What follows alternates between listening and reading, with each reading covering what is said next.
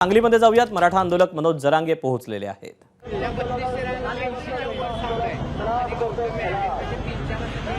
सध्या मनोज जरांगे हे शांतता रॅली त्यांची घेऊन पश्चिम महाराष्ट्राचा दौरा करतायत आणि पश्चिम महाराष्ट्रातल्या विविध शहरांमधून मनोज जरांगे यांची ही शांतता रॅली जाते आहे, मराठा बांधवांशी संवाद साधते आहे। आरक्षणाचा मुद्दा घेऊन त्यासोबतच आता आगामी काळामध्ये पुढची वाटचाल नेमकी काय असणार याबद्दलचा देखील संवाद ते आपल्या कार्यकर्त्यांशी या शांतता रॅलीच्या माध्यमातून साधत आहेत।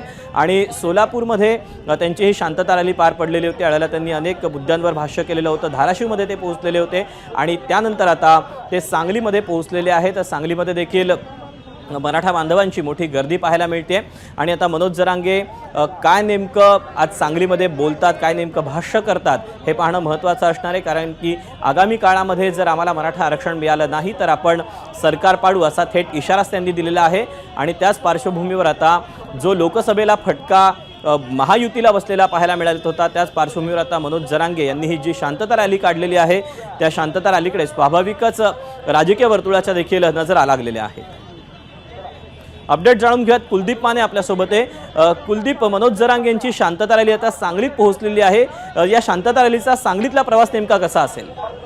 दीपक, मिरजमध्ये या ठिकाणी मिरज मार्गे सांगलीला या ठिकाणी जरांगे यांचा ताफा निघालेला आहे।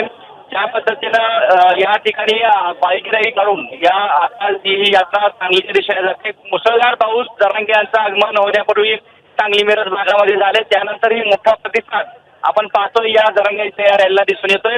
विश्रामबाग चौकापासून ही पदयात्रे मार्गे मंदिर चौकापर्यंत ही यात्रा जाईल आणि त्यानंतर जाहीर सभा ज्या ठिकाणी आयोजन केले गेले त्यामध्ये जरांगे यांचं भाषण होईल। पश्चिम महाराष्ट्रामध्ये जरांगे यांची यात्रा निघते, त्यामुळं या यात्रेला मोठं महत्व या भागामध्ये प्राप्त झालंय। त्यामुळे जरांगे आजच्या या सांगलीमधील शांतता रॅलीमधील सभेमध्ये काय भूमिका मांडतात हे देखील पाहणं महत्त्वाचं असतं। मात्र जिल्हाभरातून मोठ्या संख्येनं मराठा क्रांती मोर्चाचे सर्व पदाधिकारी असो आणि या ठिकाणी कार्यकर्ते असो या सभेसाठी उपस्थित होत आहेत सांगलीमध्ये। दीपक, कुलदीप, जर आपण बघितलं की या अगोदर जेव्हा त्यांनी शांतता रॅली काढलेली होती त्यावेळेला विविध जिल्ह्यांमध्ये काही राजकीय नेत्यांकडून मनोज जरांगे यांच्या रॅलीचं आणि त्यांचं देखील स्वागत करण्यात आलेलं होतं। यावेळेला केवळ पदाधिकारी आणि कार्यकर्तेच पाहायला मिळतात की काही राजकीय नेते देखील या शांतता रॅलीत आलेले आहेत?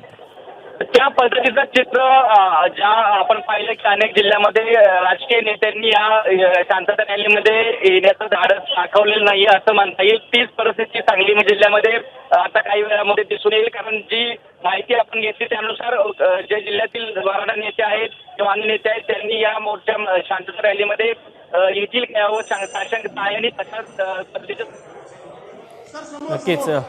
त्यामुळे या घडीच्या दोन महत्त्वाच्या बातम्या आपण पाहतोय की अजित पवार हे नाशिकच्या दौऱ्यावर आहेत। काळाराम मंदिरामध्ये जाऊन अजित पवारांकडून रामाचं दर्शन घेतलं जात आता येतं। दुसरीकडे मनोज जरांगे यांची शांतता रॅली ही आता सांगलीमध्ये पोहोचलेली आहेत। सांगलीमध्ये पोहोचल्यानंतर ते अगदी काही वेळामध्येच भाषण देखील करणार आहेत। त्यामुळे त्यांच्या आजच्या भाषणामध्ये नेमकं कुणाला टार्गेट केलं जातंय, काय नेमकं बोललं जातं याकडे आपलं लक्ष असेल।